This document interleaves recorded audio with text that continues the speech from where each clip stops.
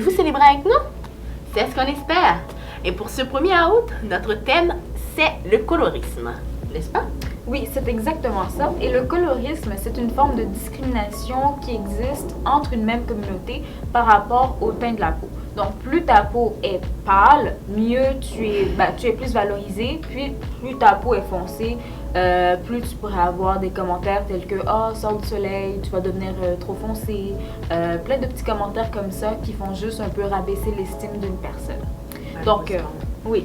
Puis aussi, les termes light skin, brown skin, dark skin sont très souvent utilisés dans la communauté noire pour décrire le teint d'une personne. Et souvent, les personnes dark skin reçoivent plus de blagues un peu négatives. Tu sais, c'est jamais pour vraiment te faire du mal, mais c'est toujours des petits commentaires qui, à la longue, deviennent vraiment lourds, puis qui te font un peu avoir un manque d'estime de soi peut-être, puis des choses comme ça. C'est ça en général le colorisme. Et ce vendredi 30 juillet, nous allons avoir une conversation avec M. Franz Voltaire qui va nous parler un peu plus du colorisme. Mais qui est M. Franz Voltaire? Eh bien, M. Franz Voltaire, c'est un historien et le fondateur du CIDICA, Centre international de documentation et d'information haïtienne, caribéenne et afro-canadienne. M. Franz Voltaire est aussi écrivain, cinéaste, réalisateur, producteur, conférencier international et éditeur. Bref, c'est un homme à tout faire et un homme de valeur. La conversation se fera aussi avec Ndeye Marie Faure. Elle est enseignante de formation à la retraite. Elle s'occupe en faisant du bénévolat dans 3 organismes non gouvernementaux. Elle a été présidente de la table de concertation du mois de l'histoire des Noirs. Elle a été consultante en études africaines pour un consortium de 42 universités américaines. Pendant 23 ans, elle a été fonctionnaire internationale à l'UNESCO. De plus, elle a occupé de multiples fonctions dont celle de directrice du bureau et représentante de l'UNESCO au Canada entre 1996 et 2001. Tout le monde? Oui? Ok, parfait. Alors, bonjour à tous. Mon nom, c'est Yveline Civil. Je suis employée au Sommet Afro et je participe à un projet pour la journée de l'émancipation. Et voici ma collègue.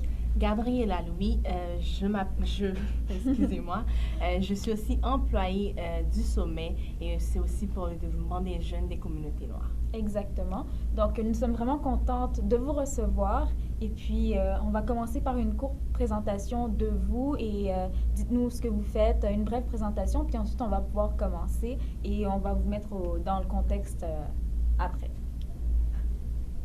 Donc, on commence par les dames. Madame Marie-Faure, vous pouvez y aller. Bon, pour faire court, parce que vous savez, plus de trois quarts de siècle, c'est difficile à résumer, mais pour faire court, comme je dis, l'intergénérationnel est un de mes objectifs ou de mes missions. J'ai créé 2 organisations qui se complètent. Une, c'est le Réseau international francophone des aînés, et l'autre, c'est le collectif pour la promotion du patrimoine immatériel en francophonie. On sait que le patrimoine immatériel, c'est ce que nous sommes. C'est notre façon de nous habiller, de manger, de parler, de nous habiller, de nous coiffer, etc. Et donc, ça veut dire nos mémoires qui sont entre les mains des personnes âgées. Mais j'ai fait 2 organisations distinctes pour qu'on puisse regarder les interrelations entre ces 2 organisations. Et l'un des volets les plus importants, c'est un dialogue avec les jeunes pour qu'ils puissent poser des questions par rapport au passé, parce qu'on dit si tu veux savoir où tu veux aller, il faut savoir d'où tu viens. Donc, je pense que ce sont les personnes aînées qui vont pouvoir vous aider, en tous les cas, à comprendre d'où nous venons. Oui. Et à vous aider aussi et à nous accompagner ensemble, aînés et jeunes, pour aller vers où nous voulons que nos destinées aillent. Voilà. Donc, c'est pour cette raison que bien que j'ai un emploi du temps horriblement chargé, j'ai été vraiment honorée et contente de pouvoir participer à cet échange-là. Voilà. Merci à vous d'être ici avec nous. Oui. Alors, Monsieur Franz, vous pouvez y aller. Alors, bonjour tout le monde. Je vois des visages connus. Et moi, depuis 38 ans, je dirige le CIDICA, qui est un organisme de préservation de la mémoire des communautés haïtiennes, caribéennes et afro-canadiennes. L'organisme publie des livres, des revues, des films, et aussi à la plus grande bibliothèque sur le monde haïtien, caribéen et afro-canadien, du moins au Canada. Mais la bibliothèque haïtienne, elle est consultée partout dans le monde. Des gens viennent, des doctorants, des chercheurs, parce que quand on a créé ce centre, c'était l'idée que ces communautés, nos communautés, ont besoin d'abord des traces de leur présence ici, des traces de leur histoire, parce qu'on a tous, dans les Amériques, on a tous une histoire commune, une histoire qui ne commence pas simplement avec la traite négrière, la déportation d'Afrique, mais qui remonte bien plus loin que cela en Afrique, parce que toutes ces communautés afrodescendantes des Amériques, du Canada, des États-Unis, du Brésil, nous sommes liés par ce phénomène d'avoir été dispersés sur ce continent. Donc, il y a cette partie-là. Moi, dans une vie antérieure, bon, comme on dit, et comme a dit mon ami, quand vous avez plus de 70 ans, vous avez accumulé un bagage d'expérience et une histoire aussi. Et cette histoire, bon, elle remonte très loin. Moi, j'ai été enseignant universitaire dans plusieurs pays, j'ai été consultant, j'ai été organisateur d'événements, je suis commissaire d'énormément d'expositions, je fais des films, j'écris des livres. Donc, pour moi, tout cela remonte à ce que Mariam, tu disais tout à l'heure, c'est le problème de la transmission. Garder des traces, c'est aussi ne pas être en état d'amnésie. Quand les gens nous disent, pourquoi vous vous rattachez à une histoire qui n'est pourtant pas très lointaine. L'esclavage a été aboli au Canada en 1838. Et je regardais justement l'acte de naissance de mon grand-père, il est né en 1864. C'est-à-dire, nous ne sommes pas dans une situation où il s'agit d'une histoire très ancienne. Alors pourquoi les autres devraient avoir accès à leur propre histoire et nous non?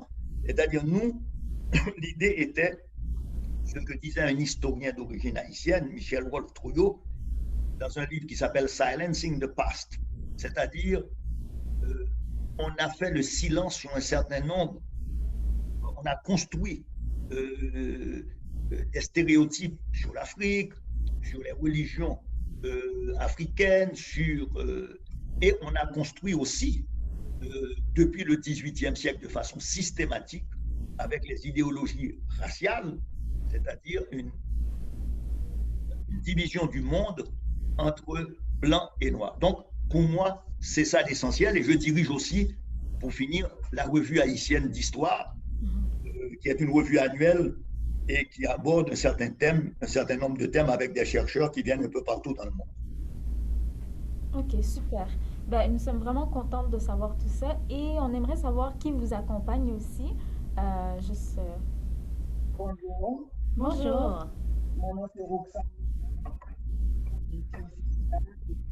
On n'entend pas très bien. On entend mal. Ça va là? Oui. Oui. Ok. Je suis au syndicat et j'ai la responsabilité de travailler directement avec M. Voltaire qui m'a donné la lourde tâche.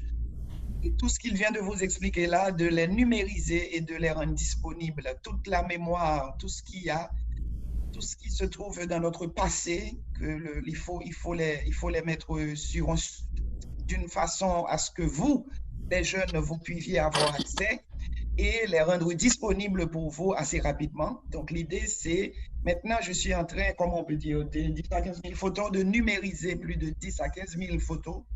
Wow. Qui remontent à à l'histoire, non seulement d'Haïti, mais des Caraïbes, avec le passage de M. Voltaire un peu partout dans le monde. Donc moi, je suis photographe et je suis gestionnaire de projets que j'ai appris à l'université. Et je fais de la documentation, je gère des projets et je monte des expositions. Et c'est comme ça que je suis ici pour rendre accessible tout ça pour vous permettre d'avoir accès à tous ces tiroirs, à tout ce qu'il y a de documents, pour les mettre par le biais de l'Internet et de les numériser, de les enlever du papier à l'ère moderne sur l'Internet et le web. Super, merci. On est vraiment choyés de vous avoir. Et puis, merci pour votre bon travail à tous. Donc, on va parler aujourd'hui de colorisme. Donc, c'est juste pour avoir une conversation, comme on le répète, intergénérationnelle, pour un peu avoir vos connaissances, pour avoir un transfert et juste pouvoir en apprendre davantage sur ce thème-là. Donc, c'est ça. Oui, donc, mais pour parler du colorisme, il faut savoir c'est quoi. Donc, juste nous dire une simple définition de ce que c'est le colorisme.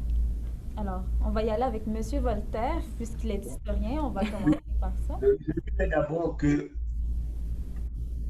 la question de couleur comme telle, on peut la remonter aussi loin que lors des conquêtes arabes en Afrique. C'est-à-dire, on le retrouve chez des historiens, enfin, je ne dirais pas des historiens, des penseurs arabes qui sont nés dans le Maghreb, comme Ibn Battuta, qui fait un voyage dans le monde de l'islam, parce qu'il est allé jusque dans l'Empire du Mali à l'époque. Et on peut aussi faire référence à Ibn Khaldoun, qui est aussi un des penseurs arabes. Mais en fait, ce n'est pas systématique.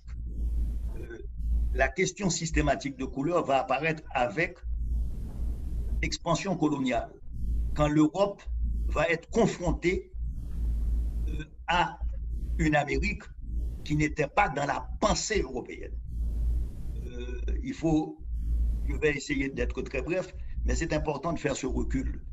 Au départ, avant le XVe siècle, c'est la date de l'expansion européenne dans les Amériques,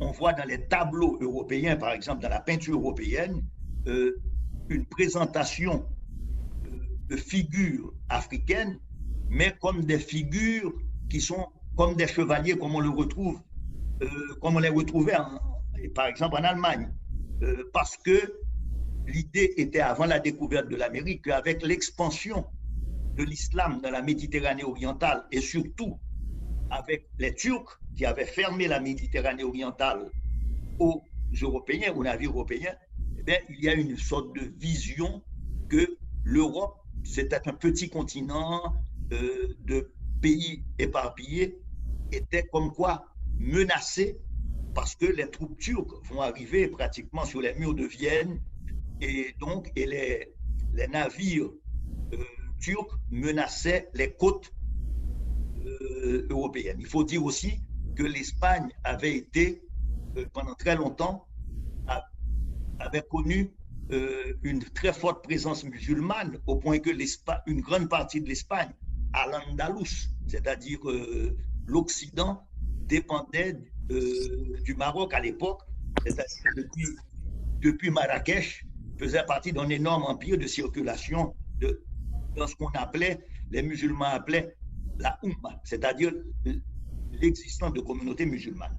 Oui. La question de la traite atlantique, c'est-à-dire de la conquête des Amériques, on va le voir très tôt. Deux événements. Le rapport aux autochtones. Le rapport aux autochtones se donne comme quoi les autochtones sont différents par leur culture, parce que l'Europe avait eu des contacts auparavant avec l'islam, avait eu des contacts avec l'Asie, mais on arrive à ce qui est complètement nouveau, parce que personne a une humanité nouvelle. Et donc, on va avoir un débat académique dans une université en Espagne, entre deux grands penseurs espagnols, arbitré par le légat du pape, par l'envoyé du pape. Et quel était le thème? Est-ce que les Indiens ont une âme?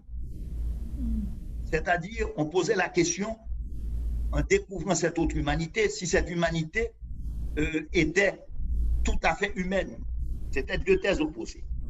Plus tard, aussi, on va avec l'esclavage qui débute avec les Espagnols dès le début du XVIe siècle, mais que les Espagnols connaissaient aussi. Par exemple, en Andalousie, il y a eu, pendant la période musulmane de l'Espagne, de l'esclavage, il y a eu aussi, dans l'expansion européenne au XIVe siècle de l'Espagne, vers les Canaries, pratiquement une sorte d'extermination des populations canariennes et leur mise en esclavage. Donc, il va y avoir, avec l'esclavage, non seulement dans l'Amérique espagnole, mais dans l'Amérique anglaise, française, hollandaise, portugaise et même danoise, la mise en place d'un trafic négrier pour remplacer les autochtones qui ont disparu dans les basses terres tropicales,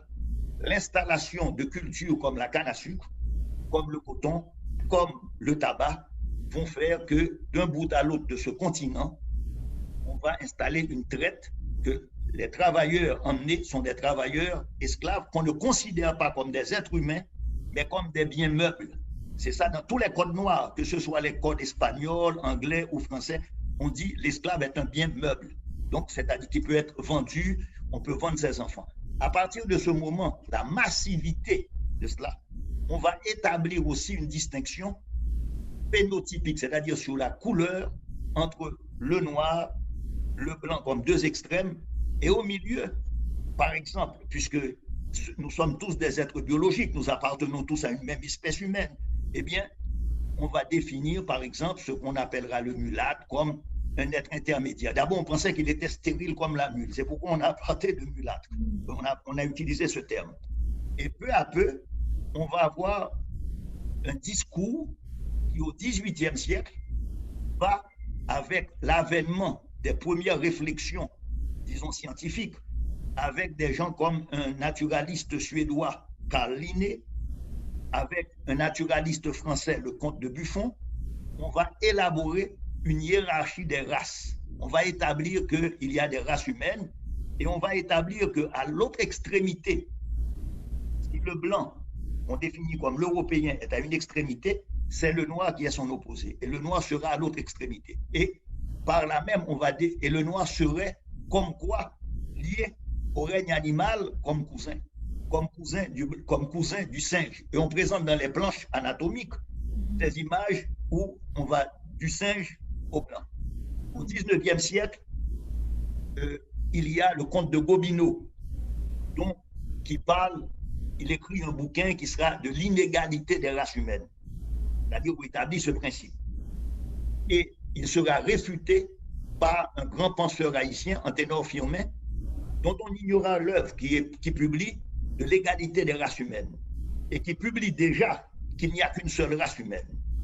Alors on voit l'évolution, parce que pendant le 19e siècle, pour confirmer cette histoire de distance entre les êtres humains, les Européens vont organiser ce qu'on appelle les zoos humains. C'est-à-dire, on va mettre en scène des populations noires, des populations autochtones, et à côté d'eux, on met des animaux. C'est-à-dire pour naturaliser ces êtres. Parce qu'avant, nous sommes avant la télévision, avant l'Internet, etc. Donc, on se rend compte qu'on va construire peu à peu des idéologies qui s'établissent. Il y a des sous-idéologies là-dedans. Par exemple, ce qu'on appelle le colorisme dans d'autres pays sera de faire du blanc au noir, et donc ceux qui auraient des traits de métissage seraient comme quoi inférieurs au blanc mais supérieurs au noir. Donc on va avoir toutes sortes de références qui s'établissent à des échelles différentes. Par exemple, et là je finis, au Brésil, on parlera du branqueamento, c'est-à-dire le blanchissement. Puisque la population d'origine européenne était plus faible, si vous avez des traits européens par métissage, eh bien, on considère que vous êtes blanc. Même si votre grand-mère, etc. Bon. Dans d'autres endroits, on établira aussi que, par exemple, aux États-Unis, il n'y a que deux catégories, noir et blanc. Donc, il parlerait de light skin, c'est-à-dire on parlera de noir clair. Mais tout le monde, c'est cette catégorie que c'était un Français qui l'avait défini vers 1789, Bourreau de Saint-Méry, qui disait vous ne pourrez jamais ils ne pourront jamais être blancs, même si physiquement ils sont blonds aux yeux bleus, ils seront toujours noirs dès qu'il y a eu ce qu'on appelle one drop, une goutte de sang noir. Bon, tout ça fait partie d'une idéologie, c'est une construction. Donc, et le blanc et le noir, parce que les Africains sont de tous les types physiques.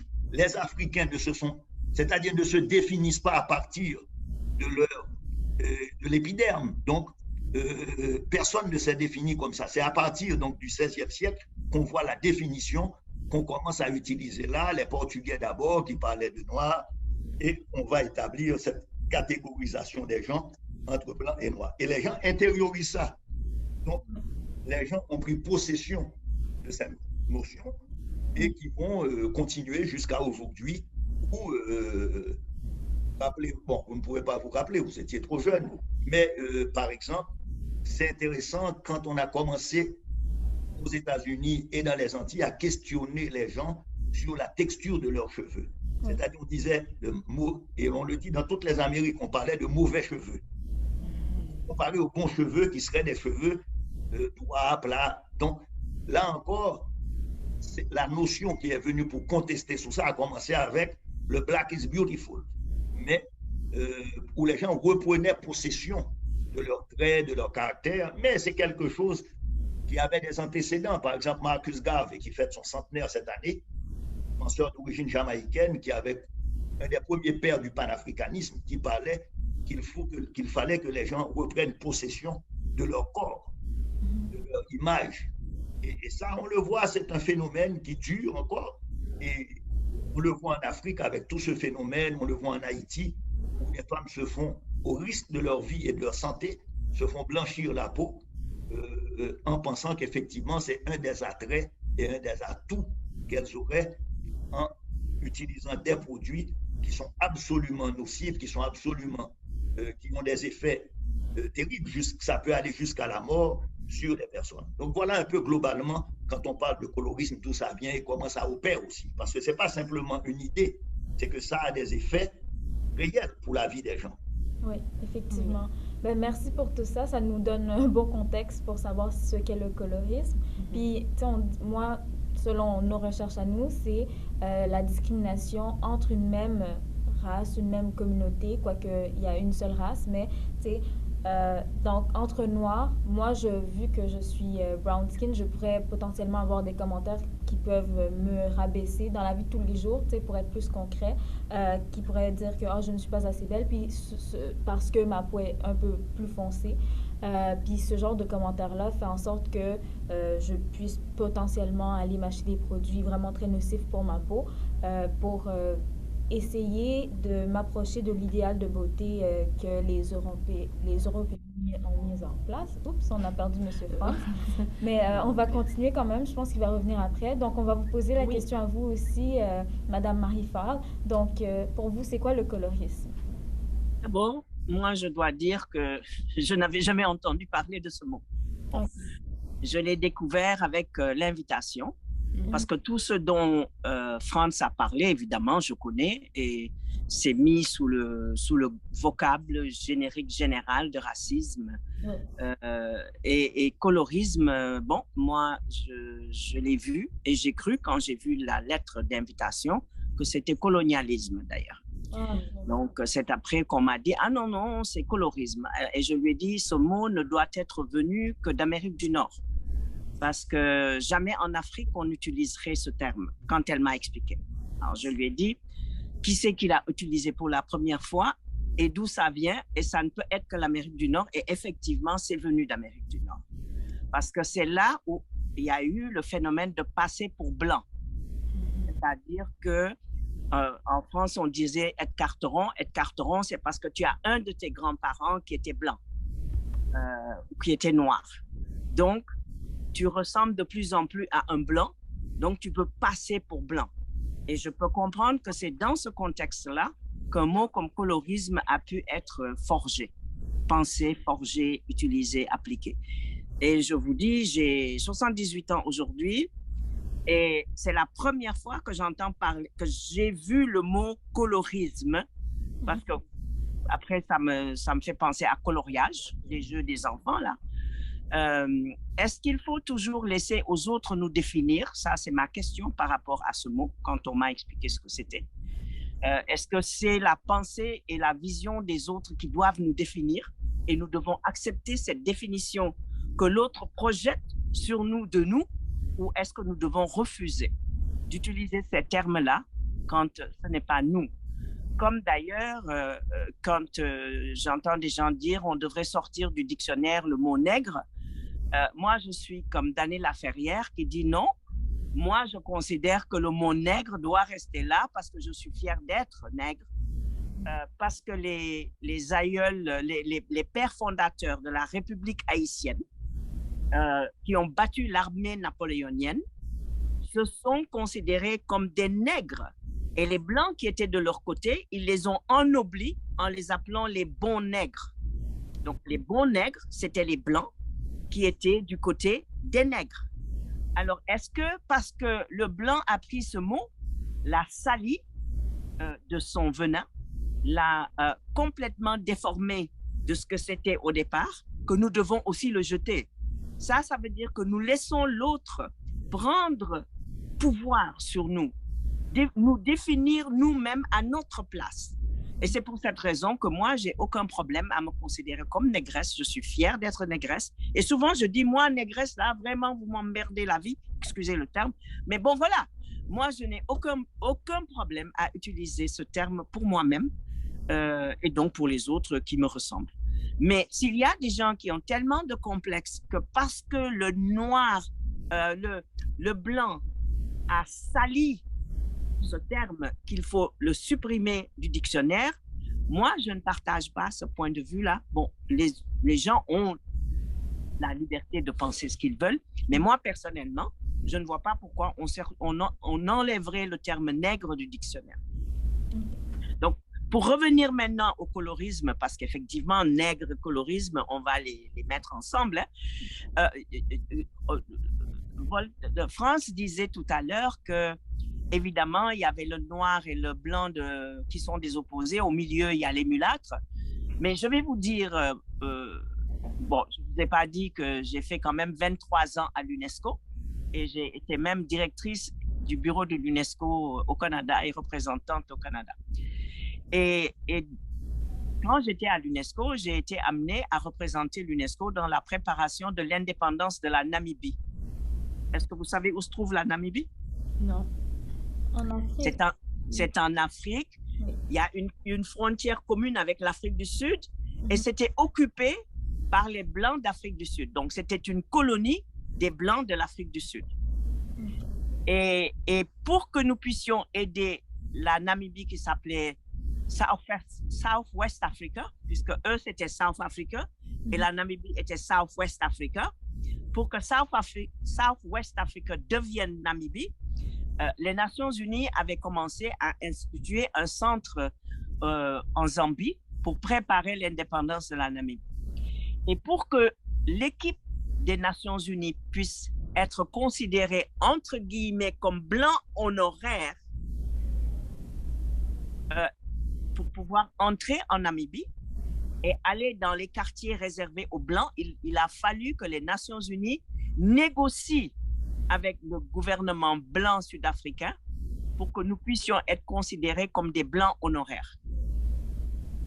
Donc, parmi les 34 nationalités qui composaient le groupe qu'on appelait le United Nations Transitional Group, qui venait pour faire en sorte que l'indépendance de la Namibie devienne une réalité. Et ça, on est seulement en 1989. Je ne vous parle pas de 1800 et quelques, hein, 1989.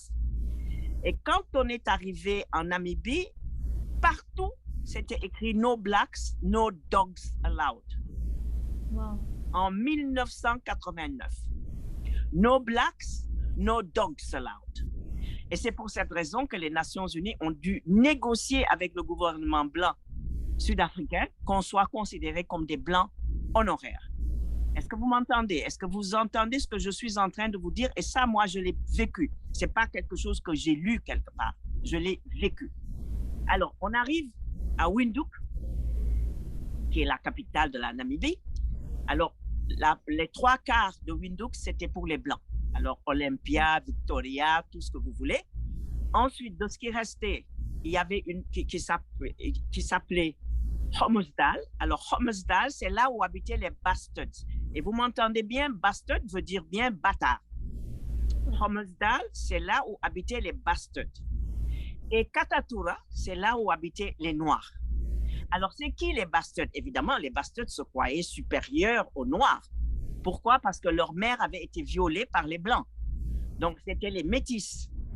les métis, mais qui s'appelaient, tels que les Blancs les ont appelés, et qui étaient fiers d'être bastards.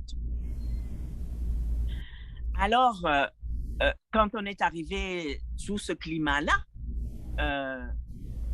beaucoup de bastards nous en ont voulu et on dit que nous, des Nations Unies, nous étions en train de venir apporter le upheaval dans leur pays, hein, tout ça pour donner le pouvoir aux Noirs. Parce que eux, évidemment, considéraient que leur position était déjà enviable en tant que bastards. Et une fois, j'ai eu vraiment une discussion très dure avec deux bastards, des femmes. Et je leur ai dit, vous savez, dans le monde extérieur à cette Namibie, si jamais quelqu'un vous traite de bastard, vous lui cassez la gueule. Mais vous êtes fiers d'être bastard parce qu'on vous a dit que la goutte de sang blanche que vous avez vous donne une supériorité. Tout simplement. Et vous ne vous demandez même pas comment vous êtes né. Vous êtes né parce qu'un blanc a violé votre mère. Et ça, ce n'est pas un problème pour vous. Parce qu'il y a une petite goutte du sang que vous considérez être le sang d'un blanc et qui vous met au-dessus d'un noir. Alors, jamais, pourtant j'ai vécu ces choses-là, jamais le terme colorisme n'a été utilisé. C'était plus des complexes, des préjugés, du racisme, comme on dit pas. Mais le terme colorisme, je trouve ça, je sais pas, je trouve ça comme si c'était un maquillage que l'on faisait par-dessus le racisme. Comme si on n'avait pas envie d'utiliser le terme racisme. Je sais qu'il n'y a pas de race, il n'y a qu'une seule race humaine. Nous le savons tous. Nous savons tous d'ailleurs que ces blancs sont quand même africains, qu'ils le veuillent ou pas, que leur origine de départ, ils sont africains. Mais aller dire à Martine Le Pen qu'elle est noire d'origine, elle ne le voudra pas. Ouh là là, je crois que ma batterie est en train de me jouer des tours. Oh. Je vais demander à mon ami de me passer son... Donc voilà, moi je crois que c'est un problème effectivement qui existe depuis toujours, comme l'a expliqué d'ailleurs Franz. Ce n'est pas en démultipliant les mots qu'on va régler le problème. Mais quelle serait une solution justement si c'est pas mettre des mots sur ces thèmes-là? C'est les solutions qu'on pourrait utiliser. Moi, j'ai peur de la duplication des mots parce que ça nous éloigne de notre objectif. Notre objectif, c'est de faire en sorte que nous ayons une estime de soi. Et je crois que c'est pas en appelant les choses colorisme que ça nous apportera ça. Okay. L'estime de soi, là, c'est pas le mot colorisme qui va nous l'apporter. L'estime de soi, c'est comme j'ai dit, moi, le mot nègre, j'ai aucun problème avec quand je me l'applique à moi. J'ai aucun problème avec ça. Donc, d'accepter qu'il y a des gens qui sont tellement complexés qu'ils préfèrent utiliser le terme colorisme au terme racisme, ou ils préfèrent utiliser le terme colorisme au lieu de dire « Ah oui, moi, je me sens supérieure parce que je suis un tout petit peu plus claire que ma sœur de l'autre côté. » Je ne sais pas. Ça, c'est un travail qu'il faut qu'on fasse dans nos têtes. Le colonisateur a réussi doublement, parce que le colonisateur a réussi à nous convaincre, entre guillemets, de leur supériorité et par là même à nous convaincre de notre infériorité. Et malheureusement, même pour ceux qui disent « Ah non, non, non, moi, je... » Non, c'est pas vrai. Quand on va se colorer, moi, je discute souvent avec des Sénégalaises qui se blanchissent la peau. Et quand il y en a une qui m'a dit « Mais non, c'est pas ton argent qu'on utilise pour nous blanchir la peau, c'est quoi ces histoires? C'est qu'on veut... on veut les blancs et les blanches ne vont pas se bronzer. » Je dis « Oui, ils vont se bronzer. » Parce qu'ils savent que blanc, c'est pas beau. Hein? Mais eux n'ont aucun aucun problème par rapport à leur blancheur. Il n'y a aucun préjugé par rapport à leur blancheur. Mais nous, quand on va se décolorer la peau, mais c'est parce qu'on a un problème avec notre noirceur. Oui. Eux, c'est parce que ils savent que blanc aspirine, comme ils disent, c'est pas très joli. Donc, ils vont aller se bronzer pour avoir un petit peu de couleur. Mais nous, quand on va se blanchir, c'est parce qu'on a un problème avec notre couleur. Oui. C'est différent. Parce que cette couleur-là, il y a énormément, il y a un héritage très lourd qui nous dit que nous sommes inférieurs parce que nous avons cette couleur-là. Le jour où nous n'avons plus cette couleur-là, ben, on a un peu moins de préjugés. Et pour celles, par exemple, qui se mettent les trucs, les cheveux pour être là en train de faire comme les blanches là. Et puis je fais ça, puis je fais comme ça, puis je fais comme ça. Elles vont jusqu'à singer le gestuel de la blanche. Ça, c'est un problème. C'est pas une histoire de, entre guillemets, colorisme seulement. Hein. C'est parce que effectivement, on a à l'intérieur de notre tête ce truc-là que oui, d'avoir les cheveux qu'on peut faire comme ça, là, c'est bien mieux. Et d'avoir la peau blanchie est bien mieux. Donc, c'est pas le mot qui va changer ce qu'il y a dans notre tête. Donc, faut simplement accepter sa négritude. Il faut que chaque personne fasse le travail personnel, juste s'accepter tel qu'il est. Parce que si les Blancs ne nous acceptent pas, nous devons nous accepter et nous aimer tel que nous sommes. Donc, c'est ce que vous nous conseillez aussi, Monsieur Franz? Voilà. Effectivement, c'est-à-dire qu'au fait, vous savez, bon, aujourd'hui, nous savons tous avec la génétique, nous savons tous avec tous les travaux qui sont faits, qu'en fait, ce qu'on peut appeler certains gènes, pourquoi les gens, l'apparition d'un phénotype un peu plus clair, il est dû à la fois à des adaptations, à des problèmes de synthèse, par exemple. Il y a 8000 ans, les populations, entre 8000 et 10 000 ans, les populations européennes qui vivaient en Europe, les chasseurs-recollecteurs, étaient essentiellement de type africain. Le changement va s'opérer à partir du Moyen-Orient avec l'arrivée de populations qui, eux, arrivant dans des zones un peu plus froides, devaient synthétiser la vitamine D. Donc, il y a des transformations phénotypiques qui s'en vont, mais il n'y avait pas nécessairement un discours qui accompagnait ces transformations. Le discours qui accompagne ces transformations est un discours qui date tout au plus de 500 ans. On n'a jamais qualifié les gens sur leur couleur avant. Avant, bien que les gens notaient la couleur, c'est normal, les gens sont d'une variété de types physiques. Mais les gens ont distingué entre chrétiens, musulmans, bon. Et donc, quand on a commencé à construire ces notions, qui sont des constructions, ce n'est pas la réalité, c'est une construction qui définit que, voilà, il y a des gradations et qu'on va donner un nom à chacune de ces gradations. Donc, ça devient un peu. Et donc, on a construit cela.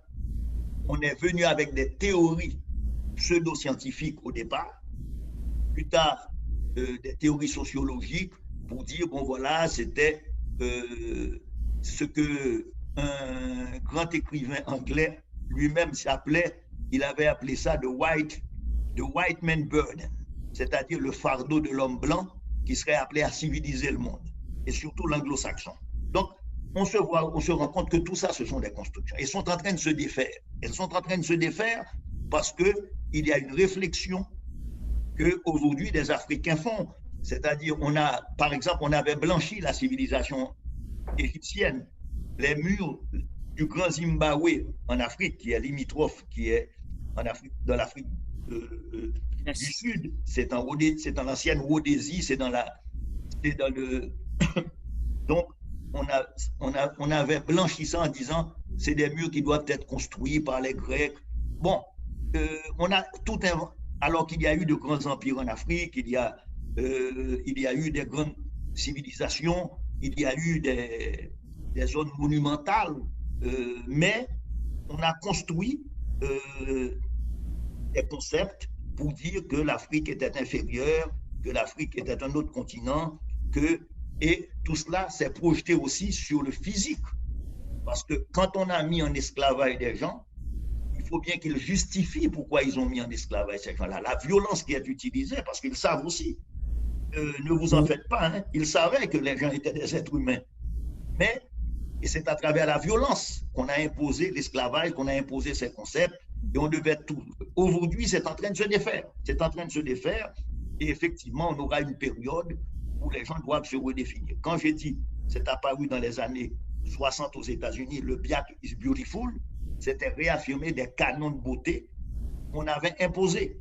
Parce que la télévision, les images qu'on imposait aux gens étaient des canons de beauté. Si vous alliez, et ça va dans tout le continent, hein, au Mexique, où la majorité des gens sont des métis autochtones, où on montrait, ce sont des blondes qui étaient à la télévision. Donc, on présentait ces canons comme la beauté. Donc, les gens, inévitablement, pensaient qu'ils ne pouvaient pas être beaux, puisque ceux qui étaient beaux, les stars, les gens qu'on montrait, répondaient à ce type. Aujourd'hui, tout ça est en train d'être cassé, avec des réaffirmations identitaires qui vont depuis. On pourrait même faire une sociologie, je dirais, de la coiffure, en voyant comment on est passé d'un concept, d'un type de coiffure à aujourd'hui réaffirmer sa propre identité. Donc, c'est tout ça. On n'entend pas. On n'entend toujours pas. Aussi fort que lui, vous m'entendez là? Oui, là, oui. Ah, ok, donc je dois parler vraiment fort. En parlant de type de coiffure, c'est-à-dire on a vu le chemin dont a parlé Madame de 1989 jusqu'à aujourd'hui déjà. Parce que Madame tout à l'heure a parlé de 1989. C'est avant-hier. Donc déjà, il y a eu un long chemin parcouru en peu de temps. Parce que là, c'est avant-hier. Et aujourd'hui, vous pouvez voir en parlant de coiffure dont parle M. Voltaire, c'est-à-dire que les fameux Miss Univers, c'était inconcevable avant que de voir parmi vous les jeunes aller à Miss Univers sans qu'on ne vous colle sur le crâne les longs cheveux lissés dont vient de parler Madame. Et ça, c'était une obligation, on ne pouvait plus le faire. Et ce que dit M. Voltaire et Madame, c'est que justement le chemin a été tracé, la construction se fait pour que vous les jeunes, vous sortiez de tout ça qui était bien bâti pour que vous vous affirmiez. C'est-à-dire, et tout ça se fait maintenant dans les médias aussi, comme vient de dire Franz. Avant, il n'y avait que des gens de couleur, de peau claire, avec des cheveux lissés. Et maintenant, on dit non, qu'il faut que ça s'arrête. Et c'est évident qu'il faut comprendre que oui, ils savent très bien qu'on est des humains, ils savent très bien qu'ils ont affaire à des êtres humains, mais le fait l'idée c'est de hiérarchiser, l'idée c'est de nous rapetisser, l'idée c'est de nous faire valoir que, étant donné que nous avons le colorisme dont dit Madame, c'est le racisme typique, c'est un autre mot pour, il faut pas aller s'imaginer que parce qu'on dit colorisme, c'est pas du racisme, c'est exactement ça. Que ça soit nègre, que ça soit colorisme, c'est des mots qui existent et il faut les mesurer à leur juste valeur qui est nulle. Parce qu'il n'y a aucune valeur qui tienne que pour hiérarchiser notre niveau dans la société et dans la vie. Et là, vous les jeunes, en parlant d'intergénérationnel, le trajet déjà entamé par Franz, par Madame, par moi-même et par tout le monde, il faut poursuivre, il faut affirmer qui vous êtes, rappeler que vous êtes des êtres humains, que ça soit avec ses cheveux ou avec ça. Et oui, si l'idée me dit de les lisser demain, je peux les lisser, pas parce que j'ai envie d'avoir les cheveux tout lissés, parce que j'ai juste peut-être paresse de les coiffer, c'est tout.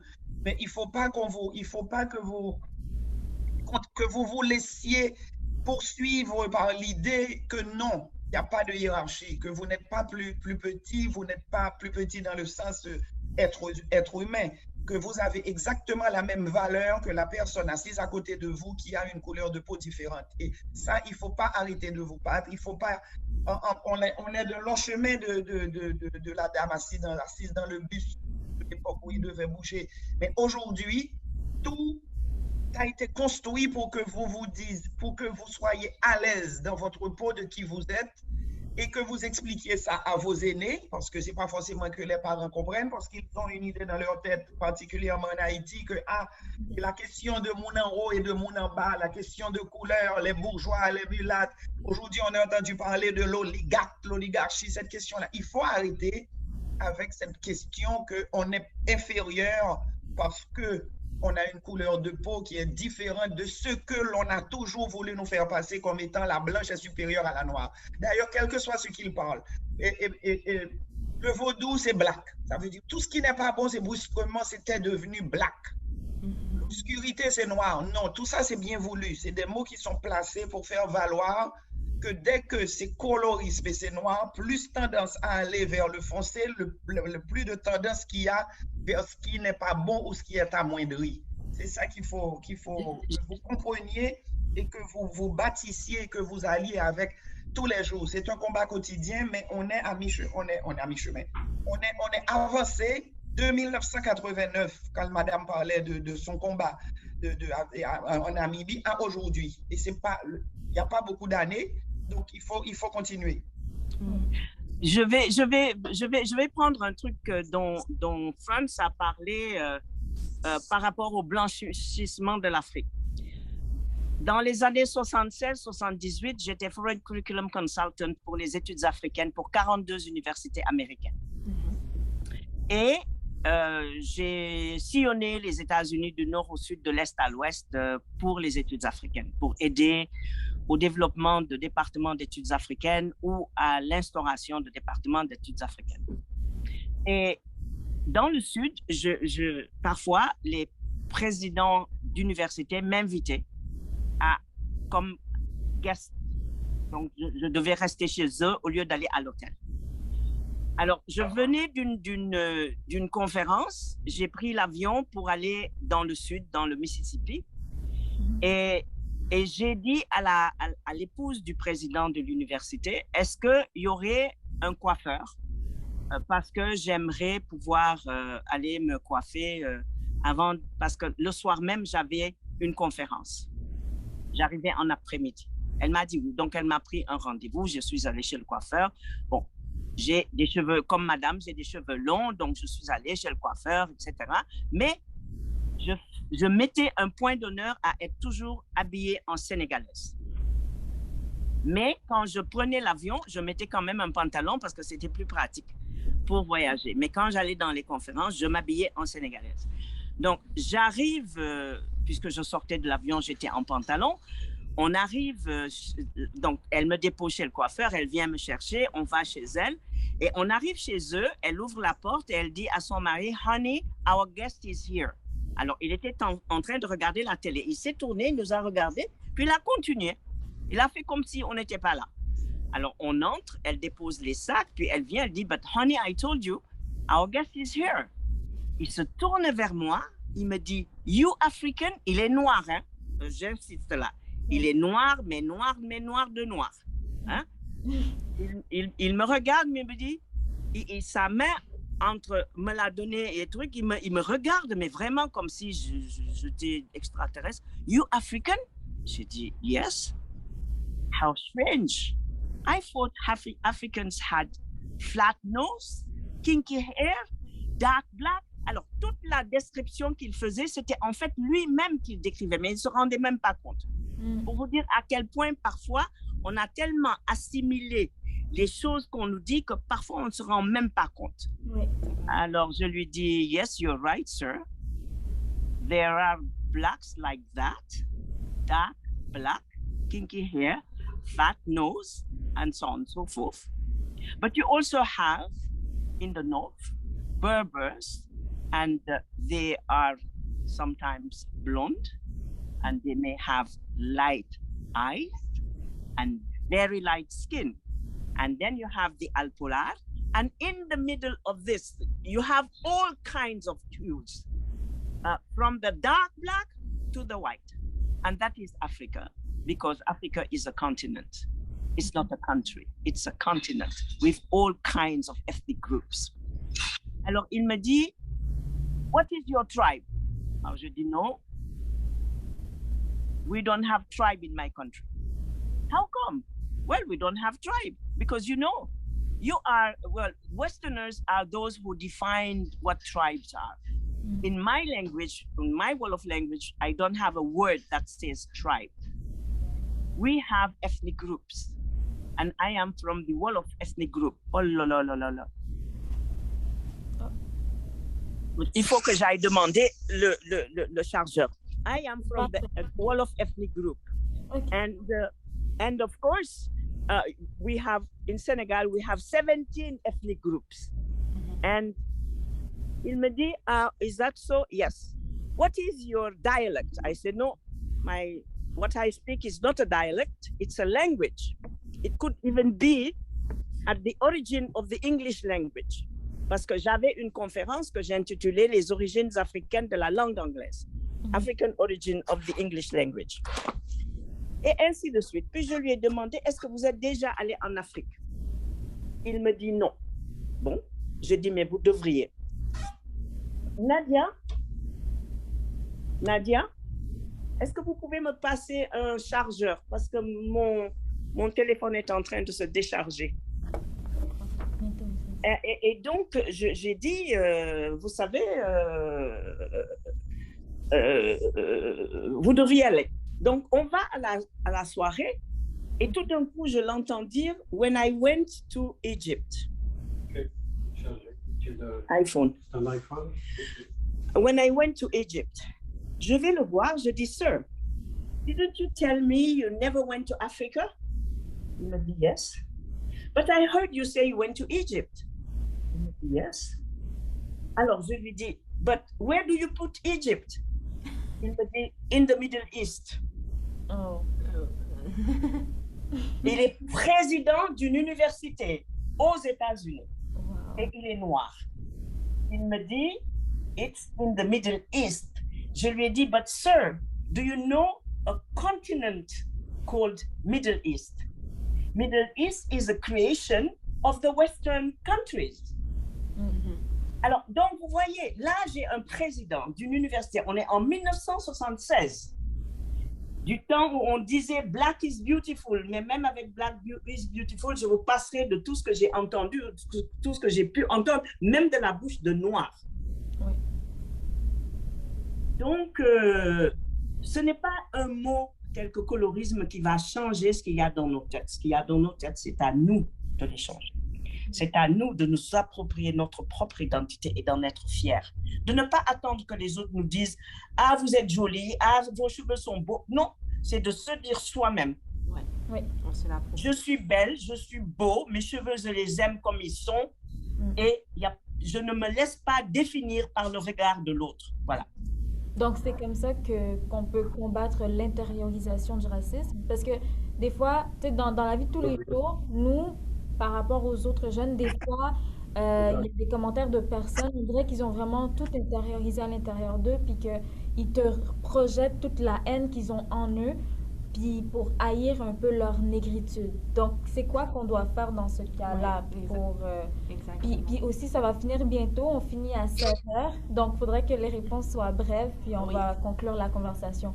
Mais... Donc, oui, c'est ça. Donc, des actions concrètes qui peut un peu contrer l'intériorisation du racisme d'aujourd'hui, des trucs qu'on dit qui sont normales, mais qu'en fait, ouais.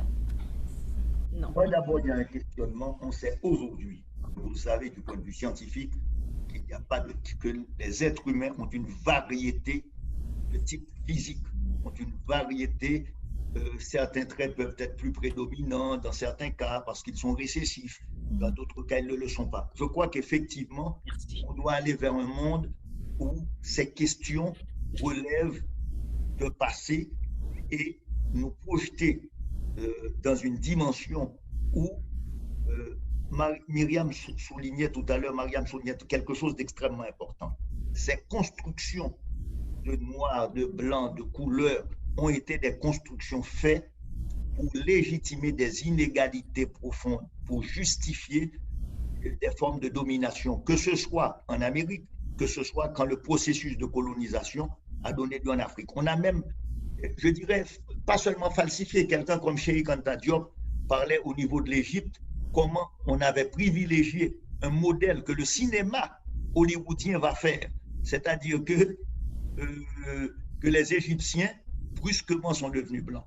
Non pas qu'il n'y a pas eu de métissage très important en Égypte, parce que, effectivement, avec la conquête par les Perses, avec après l'arrivée des Grecs, il y a des changements dans le phénotype des populations. Mais la civilisation égyptienne, au départ, est une civilisation noire. Et d'ailleurs, ça explique pourquoi le Soudan voisin, que c'est très tard qu'on commence à découvrir que le Soudan voisin aussi fait partie d'une ère de civilisation et qui est essentiellement noire. Et ça, il y a très longtemps, le premier à l'avoir mis en évidence est un chercheur sénégalais, Cheikh Anta Diop.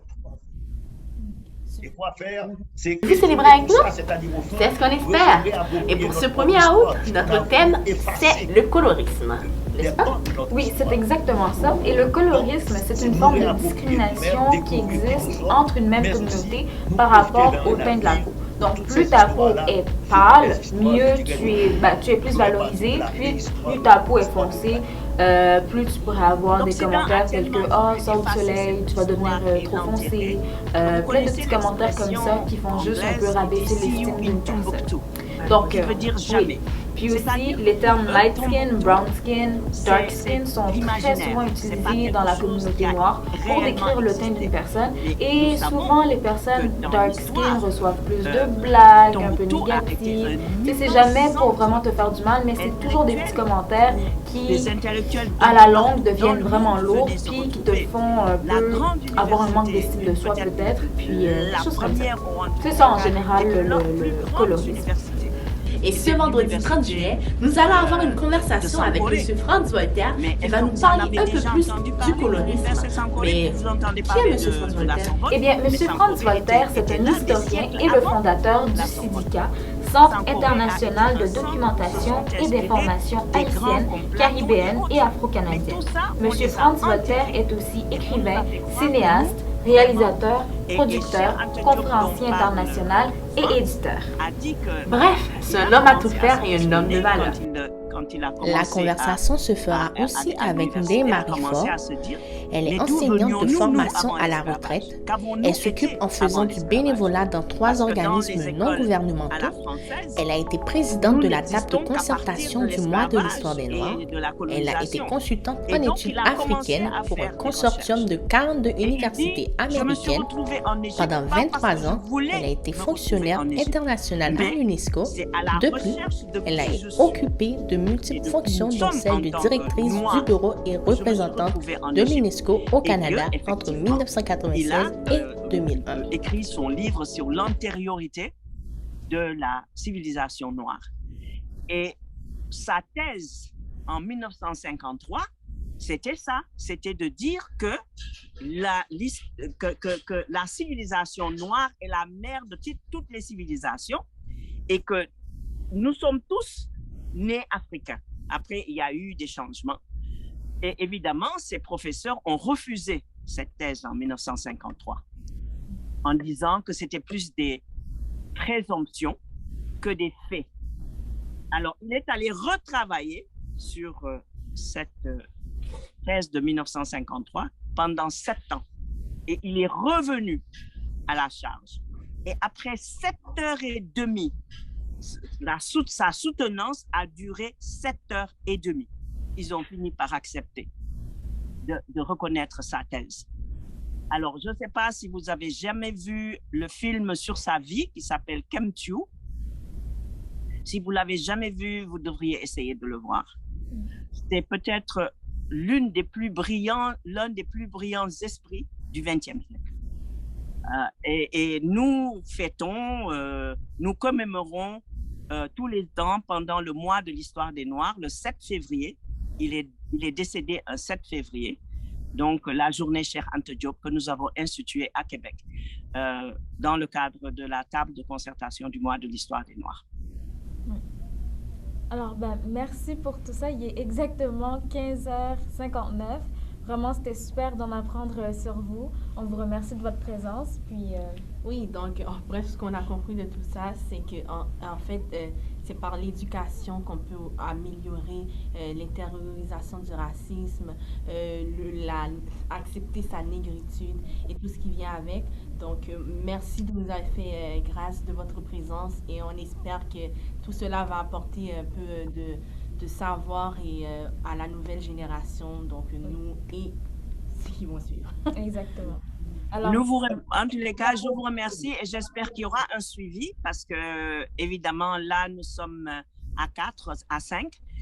Peut-être qu'il y aura un suivi. Je vous avais même proposé qu'on puisse essayer de faire quelque chose pour le 23 août, qui est la journée internationale de commémoration des abolitions de l'esclavage, parce qu'il y a eu des abolitions, parce que c'était aboli, puis après Napoléon l'a remis. Donc, et ce 23 août a été proposé, bon, c'est l'UNESCO qui l'a proposé aux Nations Unies, mais à l'initiative, cette date-là, à l'initiative de Haïti, parce que c'est dans la nuit du 23 au 24 août que Haïti a déclaré son indépendance et que c'est là où, effectivement, ils ont dit que nous sommes des nègres et les bons nègres, c'était les blancs qui étaient du côté des nègres. Voilà. Donc, je pense que ça, c'est déjà un énorme pan de l'histoire où on peut accepter sa négritude, où l'on peut accepter le terme nègre, pas déformé, pas amochi, pas mutilé par la bouche du blanc raciste. Et puis, je vous conseille, consultez, lisez, allez, instruisez-vous, faites-le savoir. D'ailleurs, on aura le 21 une journée du livre haïtien avec le thème « Lisez haïtien ». Donc, parce que c'est la date aussi du soulèvement général des esclaves qui vont s'affirmer comme tels et aboutir des années plus tard à créer une nouvelle nation. Donc, je vous suggère, venez nous consulter. Vous pouvez vous inscrire aussi sur notre site web www.sidika.com. C'est gratuit. Vous pouvez voir ce que nous avons dans nos bases de données, mais diffuser, débattre, organiser des rencontres de ce genre, parce que je crois que c'est important. merci. Ben, France, vu que je vous ai sous la main ou sous les yeux, peut-être qu'on pourrait voir comment on pourrait allier les deux, ce que vous allez faire le 21 avec ce que nous allons faire le 23. Ah, tout à fait, on est disponible. Le 21, c'est parce qu'on organise tous les ans la journée du livre haïtien pour faire savoir à tout le monde qu'il existe de lire et de nous réapproprier notre propre histoire. Nous devons nous raconter. Ole Soyinka disait toujours, si les lions écrivaient l'histoire de la chasse, on aurait une histoire différente de celle des chasseurs. Exact. Exactement. Allez, merci beaucoup. Content de te voir, Myriam. Je te vois très bien. Je te vois très bien. Merci beaucoup. Voilà. Merci. Bonne fin de semaine. Allez, bye bye. Bye bye. Bye.